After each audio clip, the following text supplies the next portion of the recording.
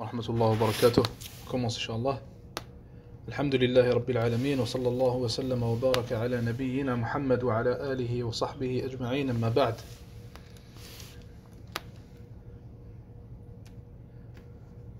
Notre sujet d'aujourd'hui, Inch'Allah Ta'ala, ça va être les empêchements de la guidée. Et on va parler de trois points importants. Premièrement, Inch'Allah Ta'ala, on va commencer par parler de l'importance de connaître les empêchements de la guidée. Et qu'est-ce qu'on veut dire d'ailleurs par les empêchements de la guidée? On parle de toute chose qui empêche l'entrée de la guidée dans le cœur d'une personne. Toute chose qui empêche une personne d'être guidée vers la vérité. Toute chose qui empêche une personne d'être guidée soit vers l'islam, ou alors vers la sunna, ou alors vers la pratique correcte de la religion de l'islam révélée par Allah subhanahu wa ta'ala. Ça, c'est ce qu'on veut dire par les empêchements de la guidée. Comme j'ai dit, premièrement, on va commencer par voir les vertus et de comment est-ce qu'on peut bénéficier de cette connaissance, comment est-ce qu'on peut bénéficier du fait de connaître les empêchements de la guidée. Deuxièmement, Inch'Allah Ta'ala, nous allons prendre quelques exemples, Inch'Allah Ta'ala, quelques types d'empêchements de la guidée qui sont les plus communs, les plus importants, les plus vus. Et Inch'Allah Ta'ala, on va finir ce cours d'aujourd'hui en parlant des raisons en fait qui font en sorte qu'on s'expose en tant que musulman à la guidée. Car comme on a les empêchements de la guidée, on a des raisons et des causes qui font en sorte que le musulman a plus de chances d'être guidé par Allah subhanahu wa ta'ala. Et on expliquera, Inch'Allah, chaque chose en son temps. On commence alors avec notre premier point, bi'ithnillahi azza wa jal, les bénéfices de connaître les empêchements de la guidée. Le premier des bénéfices que je vois, Wallahu ta'ala a'lam, étant le plus important. Pourquoi est-ce qu'on veut connaître les empêchements de la guidée? Car il faut, en tant que musulman, connaître le mal pour pouvoir l'éviter. Il faut connaître le bien pour pouvoir le faire et le pratiquer, le bien qui nous rapproche d'Allah Azza wa Jal, les bonnes actions.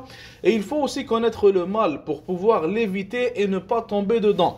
Car en réalité, l'islam c'est quoi? L'islam c'est premièrement faire le bien, et ça c'est la première moitié, et deuxièmement éviter le mal. C'est ça le résumé, en gros, de la religion qu'a révélé Allah subhanahu wa ta'ala à son prophète Muhammad alayhi salatu wassalam.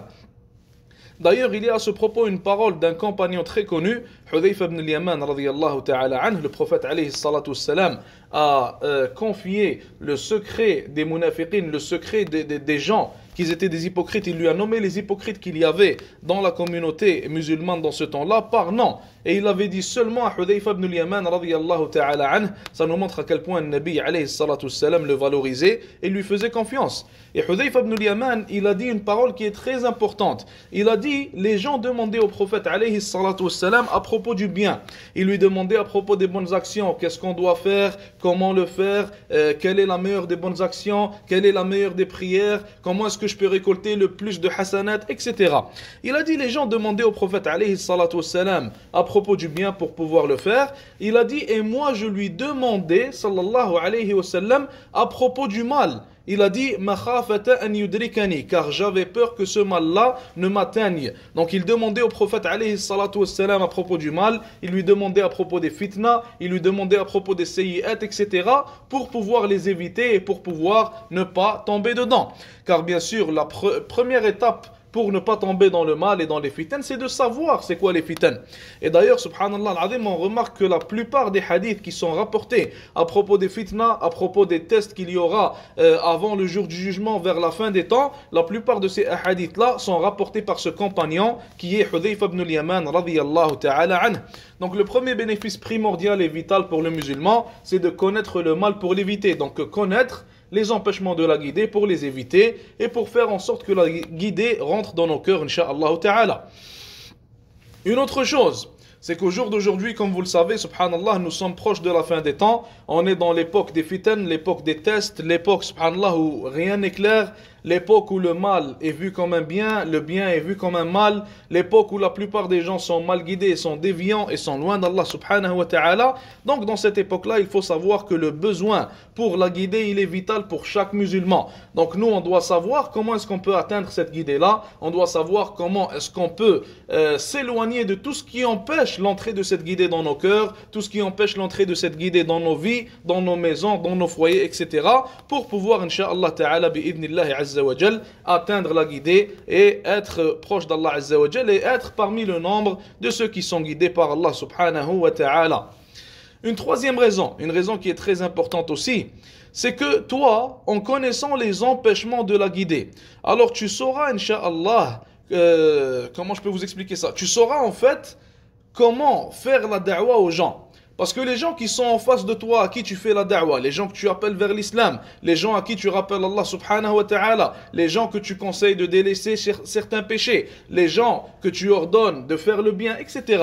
Ces gens-là, ils sont en quelque sorte des gens qui ont dévié à propos d'un certain aspect ou d'un certain point islamique. Certains ont dévié complètement car ils ne sont pas musulmans et d'autres sont musulmans mais peuvent avoir dévié à propos de un ou deux ou trois aspects ou alors plus ou alors moins. Ces gens-là qui sont en face de toi, il y a eu un empêchement qui a empêché la guidée de les atteindre. Il y a eu quelque chose qui a fait en sorte que la guidée, l'islam ne les a pas atteints de la bonne manière ou ne les a pas atteints complètement.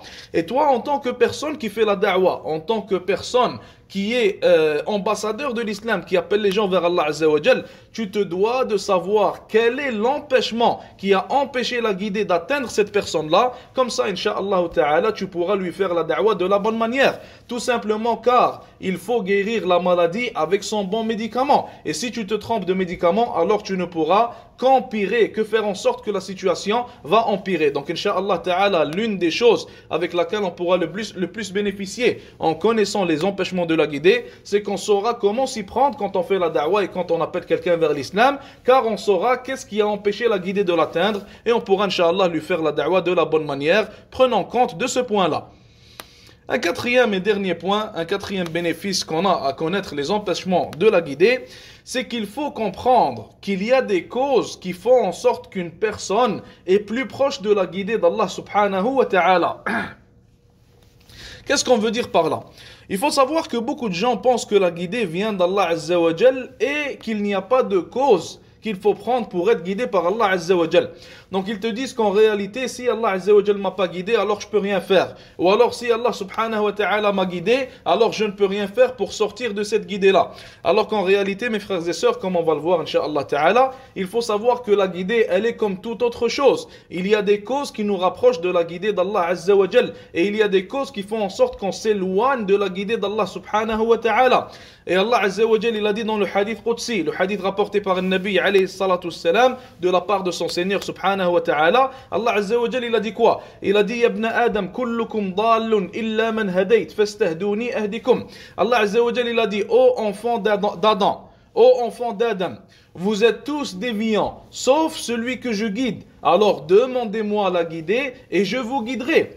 Et Khadija radiyallahu anha, qu'est-ce qu'elle avait dit au prophète alayhi salatu wassalam quand il venait de recevoir la révélation? Le Nabi sallallahu alayhi wa sallam, il a eu peur à ce moment-là. Il est revenu voir Khadija, c'était la première fois qu'il recevait la révélation de la part d'Allah Azza wa Jal. Et qu'est-ce qu'elle lui a dit Khadija radiyallahu anha? Et ça montre à quel point elle avait de la science et elle comprenait, subhanallah al-azim, la manière dont Allah Azza wa Jal agissait avec ses serviteurs.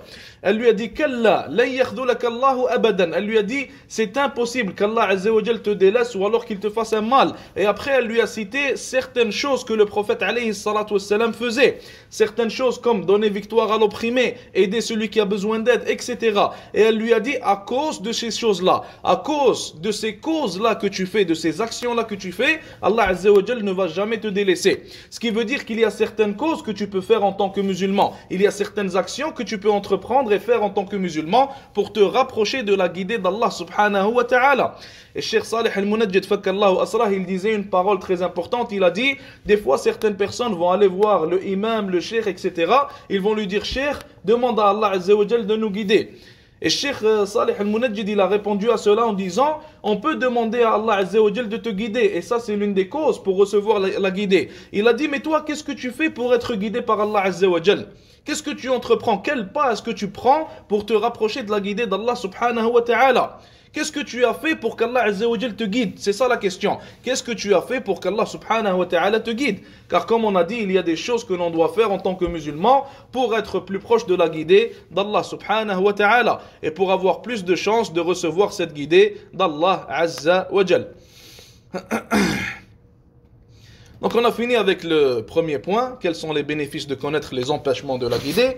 On passe, Inch'Allah Ta'ala, au deuxième point.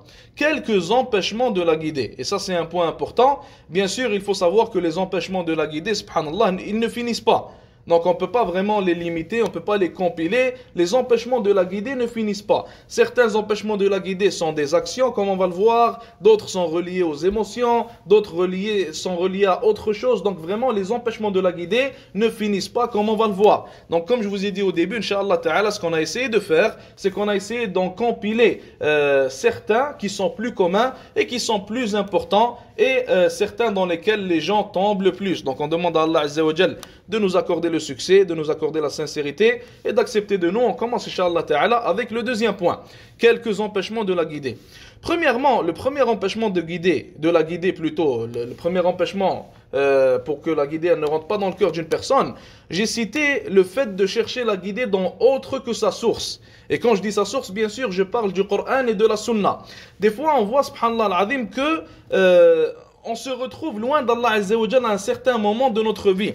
On se retrouve loin de la voie du prophète alayhi salatu wassalam, sauf que des fois on va chercher la guidée, on va chercher à revenir vers Allah Azza wa Jalla, mais on va pas chercher cette guidée-là dans le bon endroit. Et le bon endroit, il est dans le Coran et la Sunna, car Allah subhanahu wa ta'ala, il a dit quoi dans le Coran? Il a dit فَلَا وَرَبِّكَ لَا يُؤْمِنُونَ حَتَّى يُحَكِّمُوكَ فِيمَا شَجَرَ بَيْنَهُمْ. Allah Azza wa Jalla a dit dans le Coran, non, par ton Seigneur, ils ne croiront pas jusqu'à ce qu'il fasse de toi un juge à propos des problèmes qu'il y a entre eux. Donc Allah Azza wa Jal nous dit qu'en réalité, celui qui ne prend pas le Coran comme juge et comme source de guidée, celui qui ne prend pas la sunna du prophète alayhi salatu wassalam comme source de guidée, alors il ne croira pas. Donc oubliez le fait qu'il soit guidé, il ne croira même pas, il n'arrivera même pas à la première étape qui est la croyance en Allah Azza wa Jal. Alors que dire des autres étapes qui viennent après? Et parmi celles-ci, la guidée, le fait d'être sur la bonne voie. Un autre verset, Allah Azza wa Jalla dit dans le Coran, wa in tuti'uhu tahtadu. Allah Azza wa Jalla dit à propos de son prophète alayhi salatu wassalam, il nous a dit à nous, si vous lui obéissez, alors vous serez bien guidés.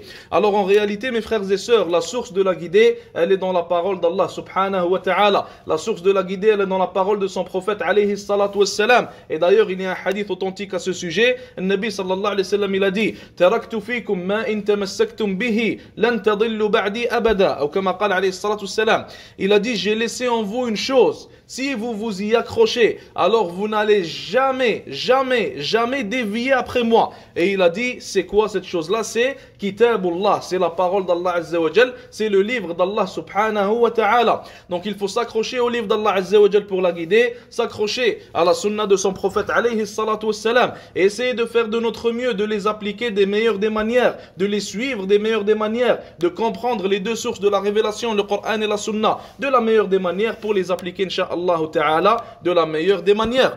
Et sachez qu'il y a des gens qui sont passés avant nous, qui sont meilleurs que nous, plus honorables aux yeux d'Allah Azza wa Jal que nous. Ils ont plus de valeur que nous. Et on est tous d'accord sur le fait que ces gens-là étaient bien guidés. Et la première de ces personnes-là, c'est Abu Bakr radiyallahu ta'ala anh. Mais malgré tout ce que je viens de vous dire, Abu Bakr radiyallahu anh, il disait quoi? Il disait, j'ai peur de délaisser ne serait-ce qu'une seule sunna du prophète alayhi salatu wassalam, par peur de dévier du droit chemin.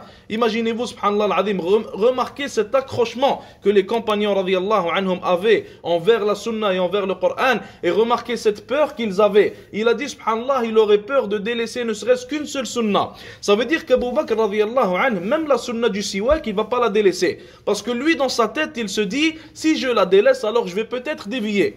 Abu Bakr radiyallahu anhu, même la sunna de s'asseoir avant de boire de l'eau, il ne va pas la délaisser. Même la sunna de boire de l'eau en 3 fois, il ne va pas la délaisser. Parce que lui, il se dit que si je délaisse ne serait-ce qu'une seule sunna, alors j'ai peur de dévier du droit chemin. Alors qu'en est-il de toi et moi qui délaissons la plupart des sunan? Qu'en est-il de toi et moi qui ne connaissons même pas les sunan? Qu'en est-il de toi et moi quand on nous dit ça c'est une sunna? Alors on est, alhamdoulilah, on se dit on est content. On se dit, alhamdoulilah, j'aurais pas à la faire, c'est pas une obligation.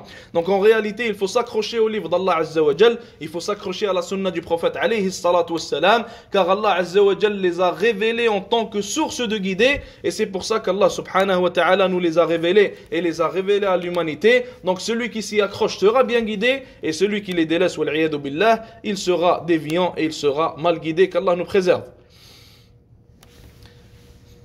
Un deuxième empêchement de la guidée, c'est la mauvaise compréhension de la révélation. Donc la mauvaise compréhension du Coran et de la Sunna. Des fois, certaines personnes vont chercher la guidée dans le Coran et dans la Sunna. Donc, ils vont chercher au bon endroit. Ils vont aller toquer à la bonne porte. Sauf que leur compréhension du Coran et de la Sunna, elle n'est pas établie sur la compréhension des compagnons, radiyallahu ta'ala anhum. Et cela va causer une déviance dans la vie de ces gens-là.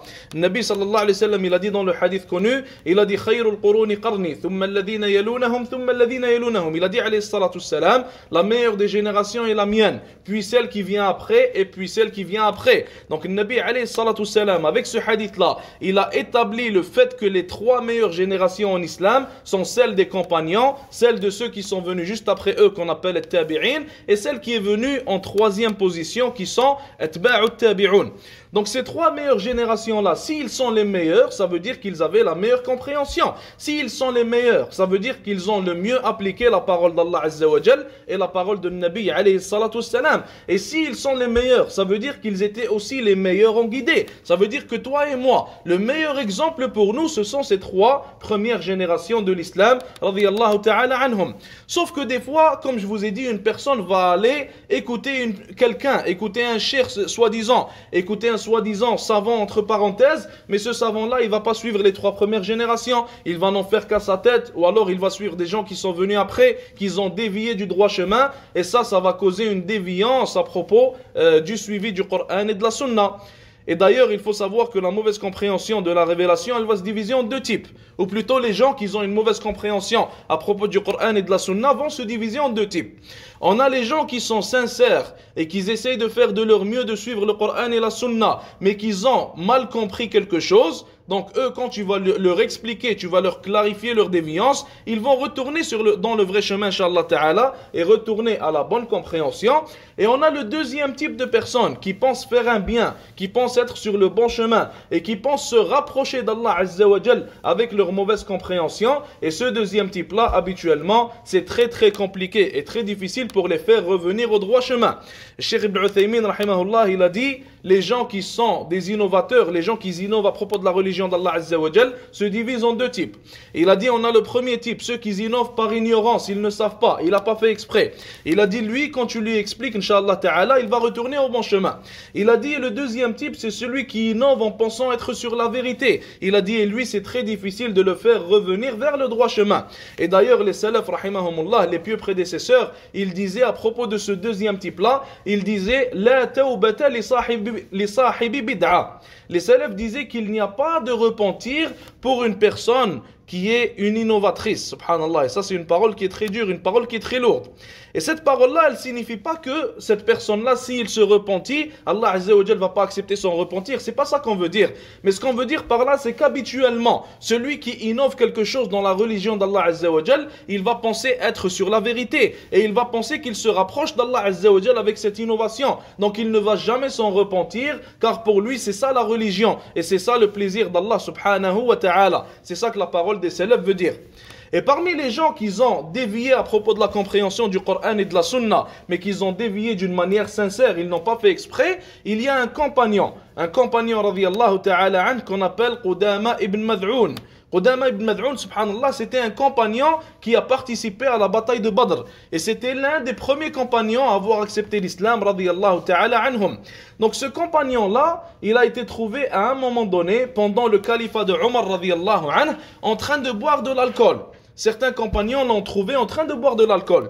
Ils l'ont questionné à ce propos. Ils lui ont dit, pourquoi est-ce que tu bois de l'alcool? Et il pensait que l'alcool était halal. Ce compagnon-là, radiyallahu ta'ala anhu, il pensait que l'alcool n'a pas été rendu haram, n'a pas été rendu illicite par Allah subhanahu wa ta'ala. Donc les compagnons, radiyallahu anhum, bien sûr, ils lui ont expliqué, ils lui ont clarifié, et il est retourné sur la vérité, il est retourné sur la bonne compréhension du Coran et de la Sunna, et il a compris en fait de la bonne manière les versets qui ont été révélés, et il a compris que l'alcool était devenu illicite. Allah Azza wa Jal l'a rendu illicite tout simplement.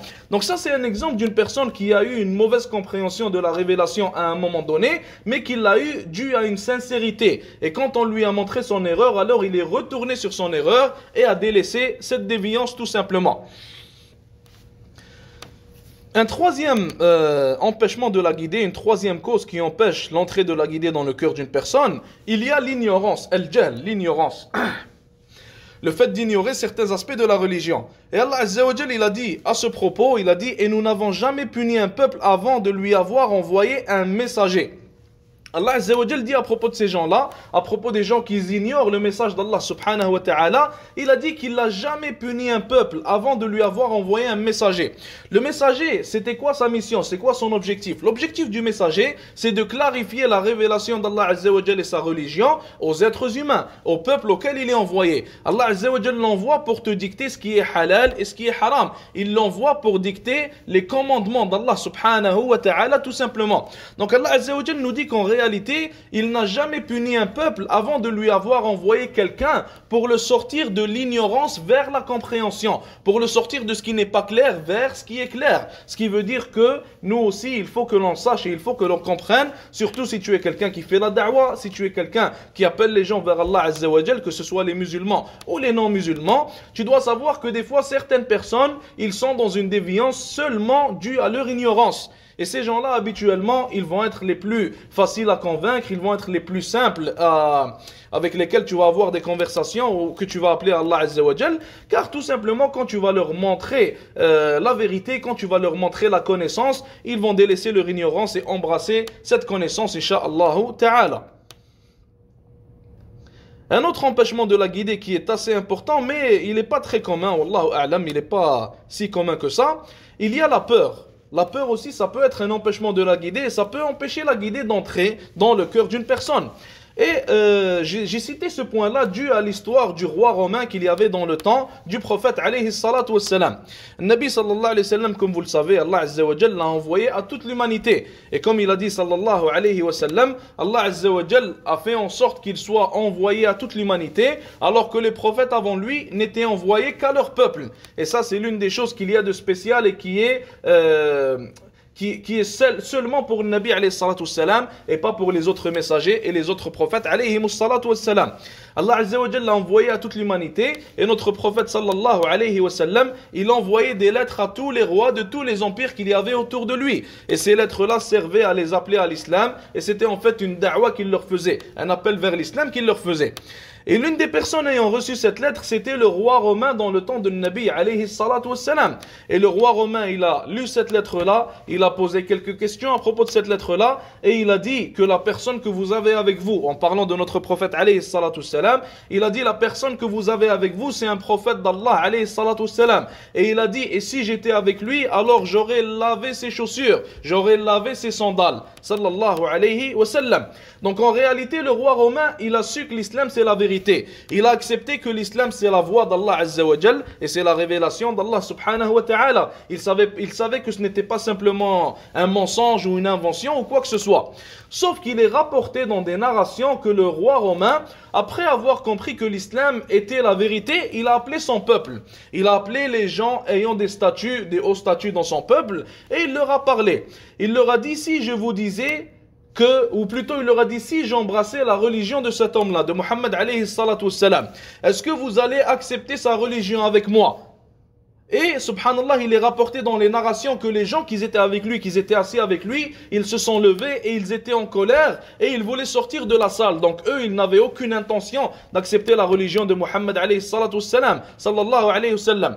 Donc le roi romain, quand il a vu leur réaction, quand il a vu leur négativité, quand il a vu leur refus d'accepter le message de l'islam, alors il a dit, en réalité, je ne faisais que vous tester pour voir si vous êtes vraiment accrochés à votre religion et accrochés à votre culture et à vos coutumes. Et à cause de cela, il n'a pas accepté l'islam d'une manière publique. Donc en réalité, il a eu peur. Il a eu peur soit pour son statut ou alors pour sa personne. Il a possiblement eu peur pour son statut ou alors possiblement eu peur de se faire tuer par son peuple. Donc des fois, la peur, elle peut être un empêchement de la guider et elle peut empêcher une personne d'accepter le vrai message, même si cette personne-là sait que ce message-là, c'est le message de la vérité. Et d'ailleurs, subhanallah, certains frères racontent une histoire. Ils étaient en train de faire da'wa à quelqu'un. Et cette personne-là, c'était un jeune. Le jeune avait peut-être 15 ans, 14 ans.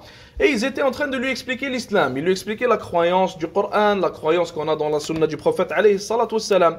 Et ce jeune-là, il leur disait que je connais déjà l'islam. Et je sais que l'islam c'est la vérité. Et je sais que Muhammad alayhi salatu wassalam c'est un vrai prophète. Et je sais qu'il faut accepter l'islam pour aller au paradis, etc., etc. Il leur a même dit, je ne veux pas mourir en tant que kafir, en prononçant le mot kafir. Donc c'était une personne qui avait vraiment bien cherché l'islam et qui savait que l'islam c'était la vérité. Et quand les frères lui ont parlé d'accepter l'islam et ont essayé de le convaincre d'accepter la religion d'Allah Azza wa Jal, il n'a pas accepté. Sauf qu'il n'avait pas éclairci en fait la raison pour laquelle il n'avait pas accepté l'islam.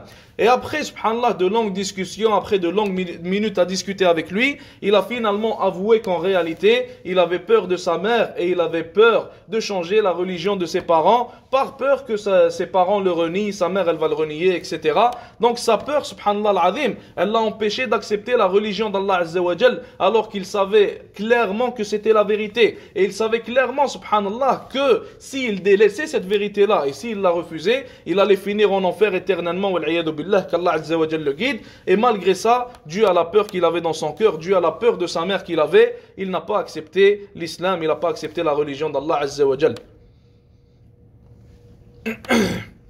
Un autre empêchement de la guider, et celui-là, wallahu ta'ala a'lam, c'est le plus commun, c'est celui qui va toucher le plus de gens. La plupart des gens dévient à cause de celui-ci.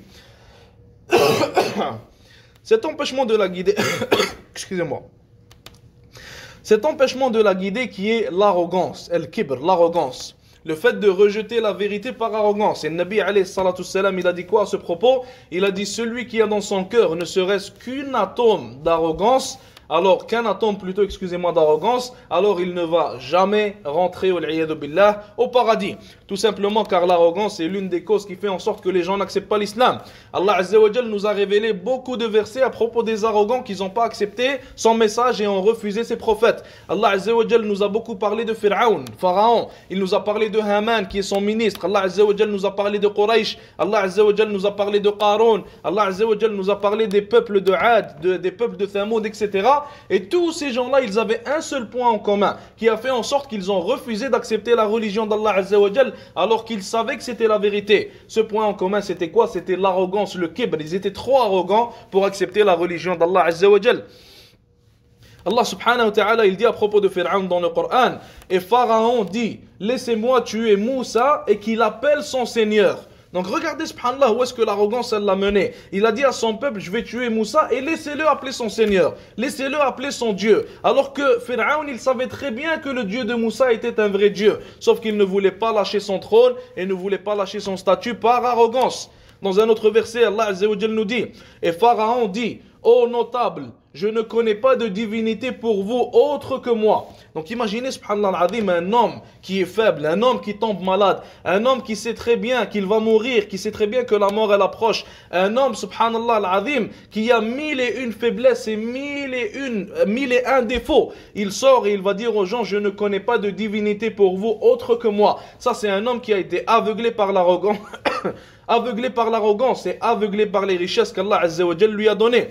Et puis il a continué en disant, il a parlé à son ministre Haman qui était aussi arrogant que lui, il lui a dit, Haman, allume-moi du feu sur l'argile, puis construis-moi une tour, peut-être alors monterai-je jusqu'au Dieu de Moussa, alayhi salatu wassalam. Donc son arrogance, elle l'a tellement mené loin qu'il commençait à menacer Moussa, alayhi salam. Il lui disait d'aller appeler son Dieu, et il disait même, je vais monter sur une tour, wal-iyadu billah, pour aller voir le Dieu de Moussa, wal-iyadu billah. Et Allah Azza wa Jal nous a cité dans un verset qui résume tout le comportement de Pharaon. Il nous a dit, Pharaon était hautain sur terre. Pharaon était un mutakabbir, c'était un arrogant sur la terre d'Allah subhanahu wa ta'ala. Et Pharaon a délaissé la religion de l'islam, a délaissé le message de Moussa alayhi salam dû à son arrogance, et tout le monde sait comment il a fini. Allah Azza wa Jalla a fini par le noyer dans la mer. Allah Azza wa Jalla a sauvé Moussa et les gens qui étaient avec lui, Banu Israël, et il a noyé Pharaon, il a noyé Pharaon, ainsi que ses soldats, ainsi que toute son armée dans la mer. Et après, qu'est-ce qu'il a dit Pharaon à la fin? Comme tout le monde le sait, l'histoire elle est connue. Pharaon à la fin, il a dit, je crois en le Dieu de Moussa. Donc à la fin, il a cru. À la fin, il a compris que c'était fini, il allait mourir. Donc il s'est dit, c'est le moment de croire et c'est le moment de sortir des problèmes qui vont arriver bientôt. Mais en réalité, Allah Azza wa Jal lui a dit quoi? Il lui a dit, Al-An. Subhanallah, Allah Azza wa Jal lui a dit, Al-An. Est-ce que c'est maintenant que tu crois? Après que tu as su que c'était la vérité. Après qu'on t'a montré nos signes. Après qu'on t'a appelé vers notre religion, vers la religion d'Allah Azza wa Jal, c'est maintenant que tu crois alors que tu étais un arrogant sur terre, alors que ton arrogance elle t'a fait rejeter le message et elle t'a même fait combattre l'un des prophètes d'Allah alayhi salatu salam, Moussa, alors que tu savais qu'en réalité c'était le prophète d'Allah subhanahu wa ta'ala.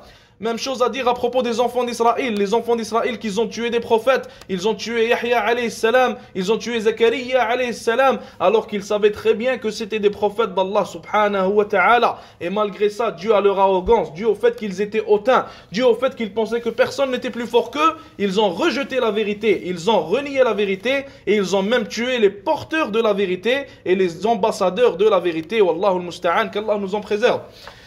Et d'autres aussi, comme Allah Azza wa Jalla les a cités dans le Coran, ils ont dit Man ashaddu minna quwwa. Et Allah Azza wa Jalla leur a répondu en disant, est-ce qu'ils ne savent pas qu'Allah subhanahu wa ta'ala, celui qui les a créés, celui qui leur a donné la vie, il est plus fort qu'eux, il a plus de force et de puissance qu'eux.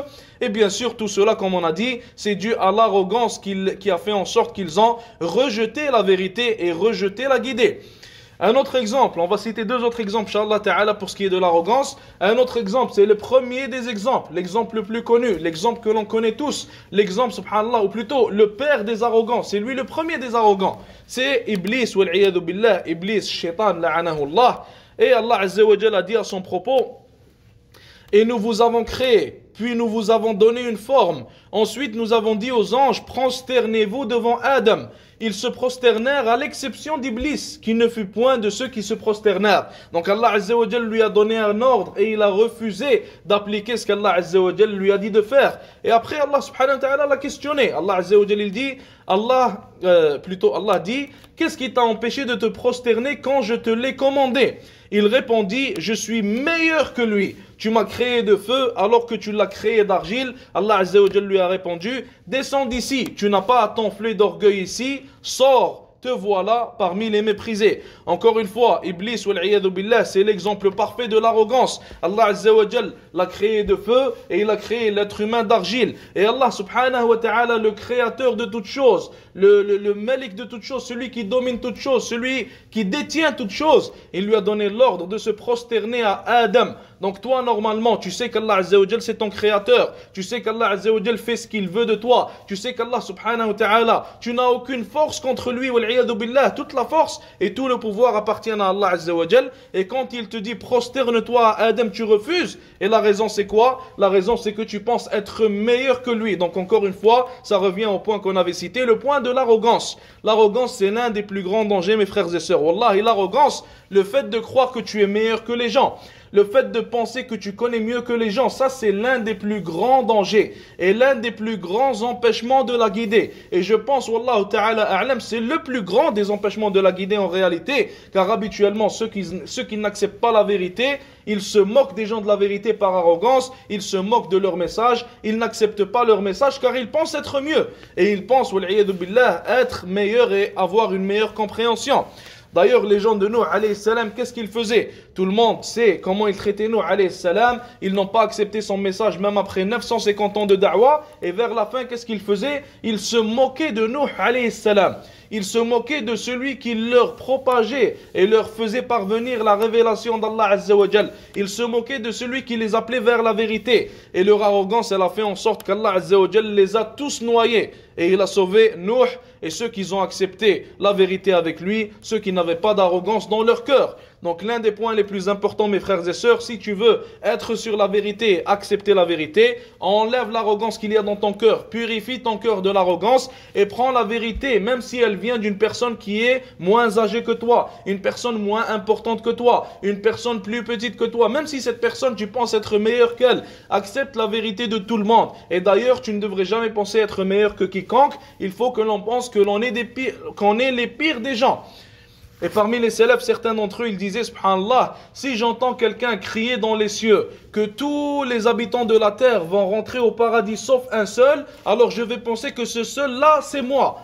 Imaginez-vous, regardez comment il se voyait, subhanallah. L'un des salafs, quand il était sur le mont Arafat, il a dit, subhanallah al-azim, il a dit, le jour d'aujourd'hui, si je n'étais pas avec les gens qui sont sur le mont Arafat, alors j'aurais dit qu'Allah Azza wa Jal leur a tous pardonné. Mais vu qu'il est avec eux, il ne dit pas ça car il pense qu'Allah Azza wa Jal ne va pas, entre parenthèses, il dit, il pense pas qu'Allah Azza wa Jal va pas lui pardonner, mais tellement il sait qu'il a fait des péchés, tellement il rabaisse sa propre personne, il dit de telles paroles, subhanallah al-azim.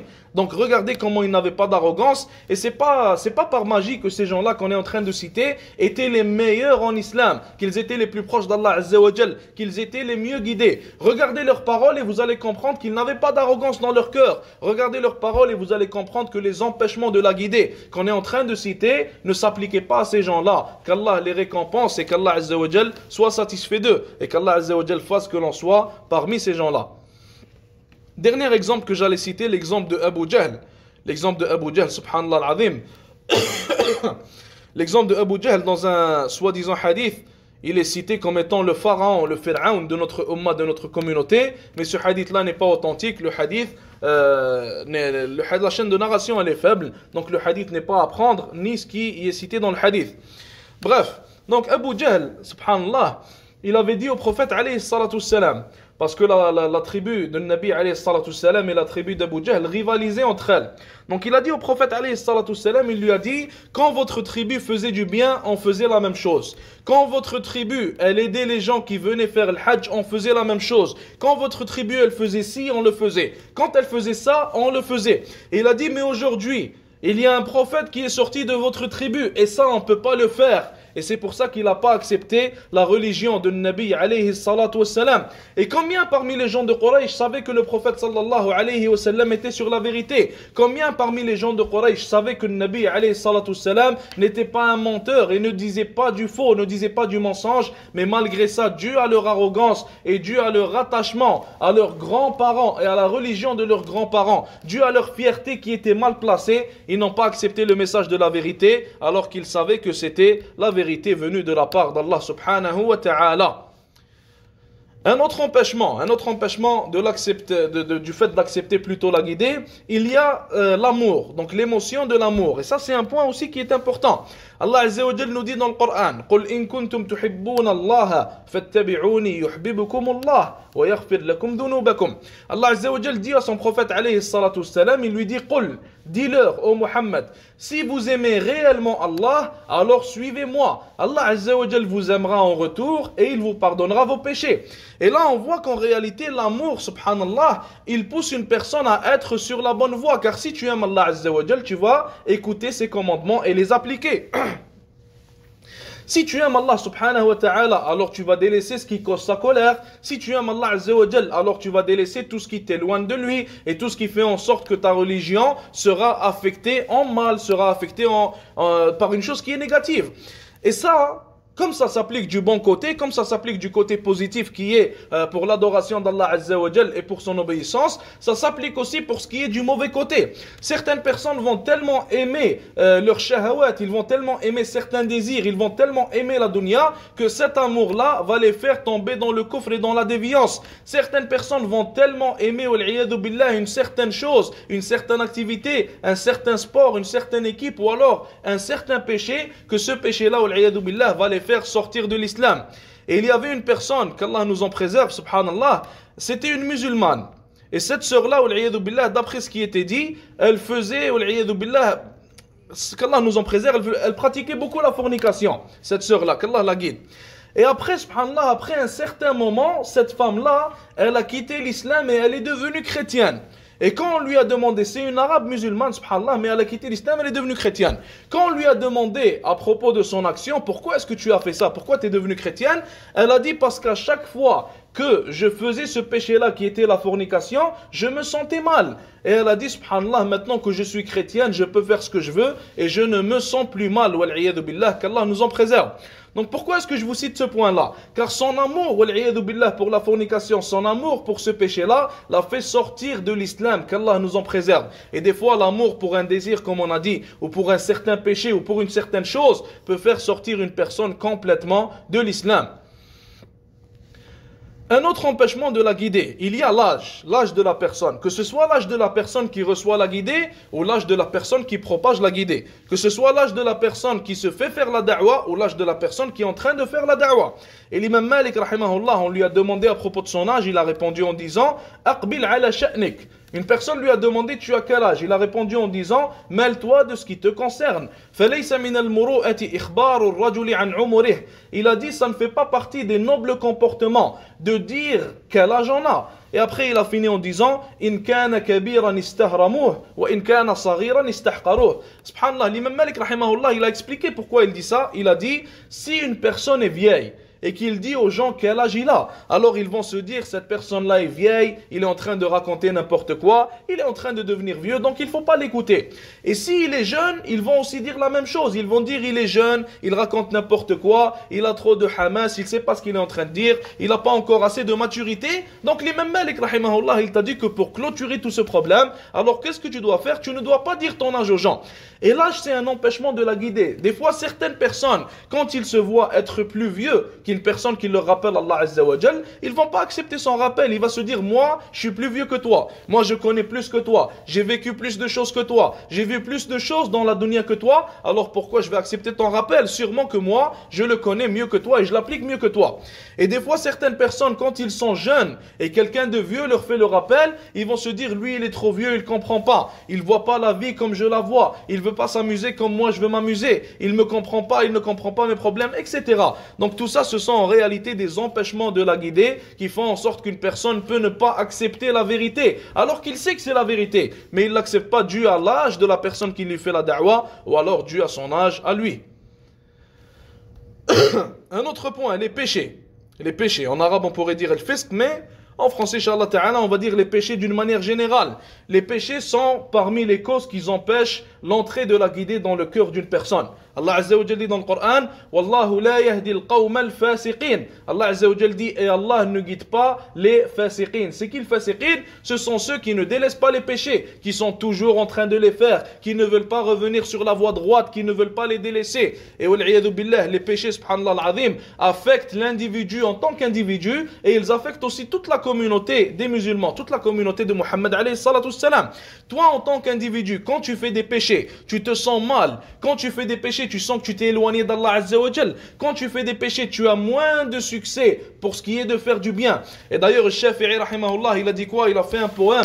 Il a dit Sa'altu il a dit j'ai demandé à Waki' qui était son cheikh, il a dit je lui ai demandé à propos de ma mauvaise mémorisation, et il m'a conseillé de délaisser les péchés, et il lui a dit que la religion d'Allah Azza wa Jal c'est une lumière, la révélation d'Allah Azza wa Jal c'est une lumière, et la lumière d'Allah Azza wa Jal n'est jamais donnée à un pécheur, elle n'est jamais donnée à un fasiq, à une personne qui ne délaisse pas les péchés. Donc en réalité le fait de faire les péchés va éteindre cette lumière, et le fait de faire ces péchés là va t'éloigner de la religion d'Allah subhanahu wa ta'ala et va empêcher la guidée aussi de rentrer dans ton cœur. Et d'ailleurs si je me rappelle bien, wallahu a'lam, l'imam Malik rahimahullah, il avait dit une parole à ce propos. Il avait dit à l'imam Shafi'i rahimahullah, il lui a dit tu es quelqu'un à qui Allah azza wa jal a donné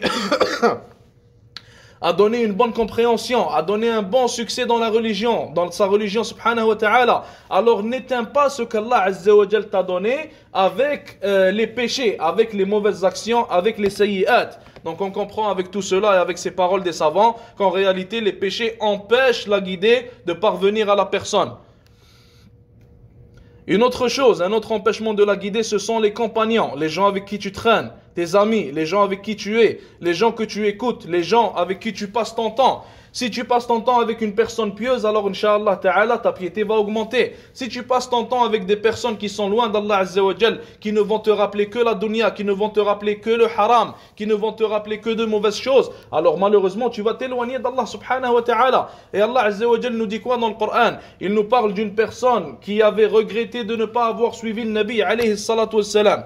Cette personne-là, c'était l'un des compagnons et l'un des amis proches d'Abu Jahl. Abu Jahl, celui duquel on vient de parler, Abu Jahl qui est surnommé entre parenthèses le pharaon de cette umma. Donc, le Nabi alayhi salatu wassalam, il récitait le Coran une certaine nuit. Et cet homme-là, ce Qurayshi-là, c'est pas un compagnon, excusez-moi, ce Qurayshi-là, je voulais dire, il est allé écouter la récitation de Nabi alayhi salatu wassalam et il l'a aimé. La deuxième nuit, il est revenu, il a refait la même chose. Et la troisième nuit, il voulait aller accepter l'islam à la troisième nuit, car il était convaincu des paroles de Nabi alayhi salatu wassalam. Et Abu Jahl lui a demandé, il lui a dit où est-ce que tu vas? Il lui a dit je vais accepter l'islam. Alors il lui a dit en réalité si tu acceptes l'islam, alors mon visage pour toi il est haram. Ça veut dire tu me parles plus, je te parle plus, on n'a plus rien à voir, moi et toi. Et cet homme-là, dû à cette parole d'Abu Jahl et dû à son attachement à son compagnon, il a délaissé la vérité alors qu'il savait que c'était la vérité. Et Allah Azza wa Jalla a parlé de lui, il a parlé de ce qu'il va dire dans le jour du jugement, de ce qu'il va dire quand il va rentrer en enfer. Billah. Allah Azza wa Jalla dit à propos de lui qu'il va dire Ya laytani lam attakhidh fulanan khalila. Donc cet homme-là, il va dire le jour du jugement, si seulement j'aurais pas pris cette personne en tant que compagnon, cette personne qui est qui? Qui est Abu Jahl, car cette personne l'a empêché d'accepter la guidée et cette personne a été un empêchement de la guidée pour lui. Donc les compagnons peuvent soit être une source de guidée et une source de rapprochement d'Allah Azza wa Jal pour toi, ou alors ils peuvent être un empêchement de la guidée pour toi. Wal-'iyadhu billah. Pour ça qu'il faut faire attention aux compagnons que l'on a, aux gens avec qui l'on traîne, aux gens à qui on parle, aux gens avec qui on est amis, car il faut savoir que, comme ils disent en arabe, as-sahibu sahib. Le sahib, le compagnon, il te tire vers la chose qu'il aime ou vers la chose qu'il propage ou vers la chose sur laquelle lui il est, tout simplement. Un autre empêchement de la guidée, c'est le changement. Le changement. Et ça, subhanallah, ça aussi, ça touche beaucoup de personnes, ça touche beaucoup de gens. Des fois, certaines personnes vont savoir que l'islam c'est la vérité, mais ils ne veulent pas changer leur mode de vie et leur voie de vie. Des fois, certaines personnes vont savoir que l'islam c'est la religion d'Allah Azza wa Jal, mais lui, sa vie, il l'aime bien, il ne veut pas changer.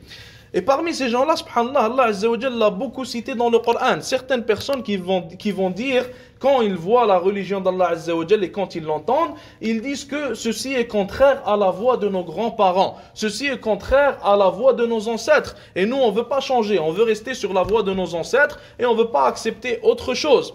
Et des fois, certaines personnes, subhanallah, ça arrive souvent à la table de da'wah, que tu parles à des gens, tu leur expliques l'islam et ils acceptent ton explication. Tu leur expliques la religion d'Allah Azza wa Jal et ça fait du sens pour eux. Et après, tu leur dis, mais qu'est-ce qui t'empêche alors d'accepter cette religion? Si tu penses que c'est la vérité et qu'elle fait du sens pour toi, ils vont te dire quoi? Ils vont te dire, car moi, j'ai été chrétien toute ma vie. Ou alors, il va te dire, car ma famille, ils sont des chrétiens. Et j'ai été élevé sur le christianisme, ou alors sur l'athéisme, etc. Donc, en réalité, subhanallah, cette personne-là voit le changement comme un pas très difficile, comme un très grand pas, et elle voit le changement comme un pas impossible à faire. Alors elle ne va pas le faire, et elle va délaisser la vérité, même si elle sait que c'est la vérité. Mais en réalité, celui qui fait ça, subhanallah, alors il se sera fait une injustice à lui-même, car tu sais que c'est la vérité qui va t'amener au paradis, et tu sais que ne pas l'accepter va t'amener en enfer, mais malgré cela, tu ne veux pas sortir de ta zone de confort, tu ne veux pas changer et accepter le changement, et tu refuses la vérité, et tu acceptes l'enfer, wal-'iyadhu billah, à cause de cette mauvaise émotion que tu as. Un autre empêchement de la guidée qui est un peu relié au changement, c'est les responsabilités. Le fait de savoir qu'avec l'islam, il y a des responsabilités qui vont venir. Certaines personnes aussi, ça leur arrive souvent, ils te disent, moi je sais que c'est la vérité, mais je ne veux pas prier 5 prières par jour. Moi je sais que c'est la vérité, mais j'ai pas envie de mettre un voile, j'ai pas envie de m'arrêter à ce qu'Allah Azza wa Jalla a rendu comme interdit, j'ai pas envie de faire les obligations, j'ai envie d'être libre entre parenthèses, etc. Il faut savoir, subhanallah al-azim, que chaque personne, elle a des responsabilités dans cette vie, que ce soit le musulman ou alors le kafir. Le kafir, la personne qui suit ses émotions et suit ses désirs, alors les responsabilités qu'il a, c'est de suivre ses désirs. Par exemple, la personne qui fume des cigarettes, cette personne-là se retrouve obligée de toujours payer pour des paquets de cigarettes et de toujours, subhanallah al-azim, avoir à fumer, même si des fois il n'en a pas l'envie et même si des fois il n'a pas l'argent. Donc il va galérer juste pour faire et juste pour satisfaire à cette responsabilité-là, entre parenthèses. Et quelle est mieux comme responsabilité? Est-ce que c'est d'aller vraiment dépenser son argent pour boire, pour fumer et pour s'éclater la santé, entre parenthèses? Ou alors est-ce que c'est d'adorer Allah Azza wa Jal et faire des actions qui vont faire en sorte que tu vas te sentir mieux et qui vont, subhanallah al-azim, être payantes pour toi dans cette dunya avant même la akhira? Donc en réalité, le fait de ne pas accepter les responsabilités qui viennent avec l'islam peut faire en sorte que beaucoup de gens n'acceptent pas l'islam, car ces gens-là ne veulent pas se casser la tête. Un autre empêchement de la guidée, le manque de sincérité. Le manque de sincérité, Allah Azza wa Jal dit à ce propos dans le Coran, « In ya'lamillahu fi qulubikum khayran yu'tikum khayran mimma ukhidha minkum » Allah Azza wa Jal a dit dans le Coran, si Allah sait qu'il y a quelque bien dans vos cœurs, il vous donnera mieux que ce qui vous a été pris et vous pardonnera. Allah est pardonneur et miséricordieux. Donc Allah subhanahu wa ta'ala, il te dit qu'en réalité, s'il sait qu'il y a un bien dans ton cœur, s'il sait que tu es sincère, s'il sait que tu veux le bien sincèrement, Allah azza wa jalla, il va te guider, il ne va pas t'empêcher d'être sur la bonne voie s'il voit que tu veux être sur la bonne voie. D'ailleurs, Allah subhanahu wa ta'ala nous a créés pour l'adorer. Allah azza wa jalla nous a créés pour lui satisfaire. Donc comment est-ce qu'on peut penser que si quelqu'un veut satisfaire sincèrement Allah azza wa jalla, Allah subhanahu wa ta'ala ne le guidera pas et ne va pas l'aider dans sa quête de la guider? Ça c'est impossible et ça c'est avoir un mauvais soupçon, une mauvaise pensée d'Allah azza wa jalla. Il faut bien penser de notre Seigneur, il faut savoir qu'il est le plus miséricordieux, il faut savoir qu'Allah azza wa jalla veut se repentir sur nous et accepter notre repentir. Allah azza wa jalla dit dans le Coran, Wallahu yuridu an yatuba alaykum, et Allah veut se repentir sur vous, voulant dire accepter votre repentir et pardonner vos péchés. C'est ça qu'Allah azza wa jalla veut. Allah azza wa jalla ne veut pas nous punir, il veut pas que l'on soit déviant ou mal guidé. Allah azza wa jalla veut que l'on soit sur la bonne voie. Donc comme il a dit dans le Coran, s'il voit un bien dans ton cœur, s'il voit de la sincérité, alors Allah subhanahu wa ta'ala te guidera vers la bonne voie et te donnera ce que tu espères. Un dernier empêchement que j'ai cité, c'est le manque de motivation. Le manque de motivation à agir, le manque de motivation pour changer, le manque de motivation pour régler les problèmes que l'on a. Maintenant, subhanallah al-azim, aujourd'hui, on vient de parler de certains empêchements de l'islam. Et à chaque semaine, on a aussi la prière du vendredi. Le imam, il monte sur le minbar, il nous parle pendant 10 minutes, 20 minutes, 30 minutes. Il nous fait un rappel, une halaqa par semaine. On a des rappels, on a des cours à chaque semaine où on rappelle aux gens certaines choses. On se rappelle nous-mêmes certaines choses. Mais en réalité, qui est-ce qui sort de la Jumu'ah en se disant je vais appliquer ce que le imam vient de me dire? Qui est-ce qui sort d'un cours islamique en se disant je vais appliquer ce que le professeur vient de me dire? Qui est-ce qui va sortir aujourd'hui de ce cours-là en se disant je vais essayer de m'éloigner au maximum de ces empêchements de la guidée? Qui est-ce qui va sortir de ce cours-là en se disant je vais enlever ces points-là qui empêchent l'arrivée de la guidée vers moi, je vais les enlever complètement de ma vie? Qui est-ce qui a cette motivation à agir? Qui est-ce qui va bouger vraiment? Ou alors qui est-ce qui est juste en train d'entendre ce qu'on est en train de dire pour l'entendre? Son iman il va monter un peu, après il va partir et tout va sortir de sa tête comme s'il n'avait rien entendu. Et il faut savoir, mes frères et sœurs, que le musulman c'est quelqu'un qui agit, quelqu'un qui va faire des actions, quelqu'un qui va bouger. C'est pas quelqu'un qui va juste parler ou alors juste écouter. C'est quelqu'un qui va bouger et faire un changement en lui-même et un changement dans la communauté et même un changement dans le monde entier. Et on voit Sahaba radiyallahu anhum à chaque fois qu'ils demandaient une question au prophète alayhi salatu wassalam, c'était une question qui était reliée aux actions, à ce qu'il pouvait faire. Certains venaient voir le Nabi alayhi salatu wassalam en disant c'est quoi le mauvais péché, comme ça ils le délaissent. D'autres venaient voir le Nabi sallallahu alayhi wa sallam en disant c'est quoi la meilleure des actions, comme ça ils la font. D'autres venaient voir le Nabi sallallahu alayhi wa sallam en disant c'est quoi le meilleur djihad, comme ça ils peuvent aller combattre et le faire de la bonne manière. Donc toutes leurs questions étaient reliées aux actions, car c'était des gens d'action et non pas des gens de parole. C'était des gens d'agissement et non pas des gens qui ne faisaient qu'écouter et parler. Et on doit être aussi comme eux, car on a dit au début du cours que c'était la meilleure des générations et c'était celle qui était la mieux guidée. Et si tu veux être comme eux, alors moi et toi on doit agir comme eux. On doit être motivé à bouger comme eux et on doit transformer nos paroles en actions comme eux ils le faisaient aussi. Donc, Inch'Allah Ta'ala, la chose que je veux que vous gardiez en tête et que moi aussi je dois garder en tête, c'est qu'on doit sortir de ce cours-là avec une intention ferme, avec une motivation ferme, avec une fermeté plus grosse et plus ferme que celle des montagnes. On doit se dire que je vais sortir de ce cours-là et je vais appliquer tout ce que je viens d'écouter dans ce cours. Je vais sortir de ce cours-là, je vais enlever tous ces empêchements de la guidée de ma vie. Et je vais sortir de ce cours-là et je vais appliquer toutes les causes de la guidée qu'on va voir dans quelques instants. Je vais appliquer toutes les causes de ma guidée dans ma vie, Inch'Allah Ta'ala. Donc les causes de la guidée, Inch'Allah, on va finir avec ce point. J'en ai cité seulement 4, mais bien sûr, il y en a des milliers, il y en a des centaines.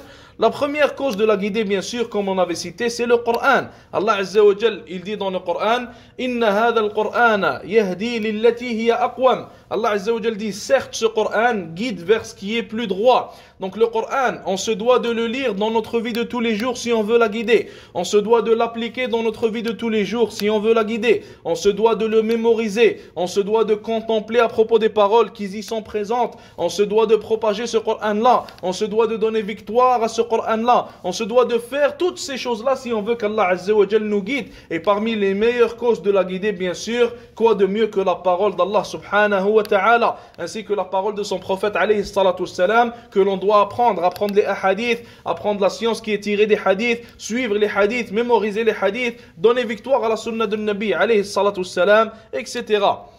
Deuxième cause qui nous rapproche de la guidée d'Allah Azza wa Jal, il y a l'invocation. L'invocation, le fait d'invoquer Allah subhanahu wa ta'ala, et comme on a cité dans le hadith au début, Allah Azza wa Jal dit que tous les enfants d'Adam sont déviants, sauf celui qui lui demande la guidée. Et après Allah Azza wa Jal a dit Istahduni ahdikum, demandez-moi donc la guidée et je vous guiderai. Le Nabi sallallahu alayhi wa sallam, comme il a été rapporté par Aisha radiyallahu anha, l'invocation qu'il faisait le plus dans son sujoud, c'était quoi? C'était Allahumma ya muqallib al-qulub, thabbit qulubana ala dinik. Et il demandait à Allah subhanahu wa ta'ala de raffermir son cœur sur sa religion, donc de lui accorder la fermeté sur la guidée, alors que c'est le Nabi alayhi salatu wassalam. Les compagnons radiyallahu anhum, combien de paroles sont rapportées à propos d'eux et à propos du fait qu'ils demandaient sans cesse la guidée d'Allah Azza wa Jal. Une autre cause de la guidée, il y a le repentir constant, le fait de constamment se repentir, le fait de constamment revenir à Allah subhanahu wa ta'ala. Allah Azza wa Jalla dit dans le Coran wa yahdi ilayhi man anab, et il guide vers lui celui qui fait ce qu'on appelle al-inaba. Al-inaba c'est quoi? C'est de constamment revenir vers Allah Azza wa Jalla, constamment se repentir à Allah Azza wa Jalla, constamment demander pardon pour ses péchés à Allah subhanahu wa ta'ala. Ça aussi c'est parmi les meilleures causes de la guidée. Et l'istighfar aussi, le fait de demander pardon aussi, le fait de faire l'istighfar, dire astaghfirullah, etc. Ce sont parmi les meilleures causes de la guidée. Il y a aussi la foi. Le fait d'avoir la foi en Allah Azza wa Jal, c'est l'une des meilleures causes aussi de la guidée. Allah Azza wa Jal dit à son propos وَمَنْ يُؤْمِنْ بِاللَّهِ يَهْدِ قَلْبَهُ, et celui qui croit en Allah, il guide son cœur. Celui qui croit en Allah, il guide son cœur, subhanallah. Donc le fait d'avoir le tawhid, le fait de connaître le tawhid, le fait d'avoir la foi pure dans le cœur, ça nous guide, incha'Allah ta'ala, et ça guide le cœur de la personne qui a cette foi-là. Les compagnons, ça on en a déjà parlé. La soumission totale à Allah subhanahu wa ta'ala, on a dit qu'Allah Azza wa Jalla dit dans le Coran wa in tuti'uhu tahtadu, et si vous lui obéissez, voulant dire au prophète alayhi salatu salam, alors vous serez bien guidés. Donc il faut complètement se soumettre à Allah subhanahu wa ta'ala de la meilleure des manières. Il faut sortir de ce cours en se disant avec une pleine motivation, avec une intention sincère et ferme, se dire que Inch'Allah ta'ala je vais changer ma vie, Inch'Allah ta'ala je vais me repentir, Inch'Allah ta'ala je vais appliquer toutes les causes de la guidée et m'éloigner de tous les empêchement de la guider bi'idhnillah. Et si vous avez trouvé Inch'Allah ta'ala ce cours-là bénéfique, si vous pensez qu'il va bénéficier à quelqu'un, à des musulmans Inch'Allah ta'ala, alors vous pouvez le renvoyer. On va poster l'enregistrement dans pas longtemps. Et avec ça on finit Inch'Allah. Jazakumullahu khair. Wa sallallahu wa sallam wa baraka ala nabiyyina Muhammad. Wassalamu alaikum wa rahmatullahi wa barakatuh.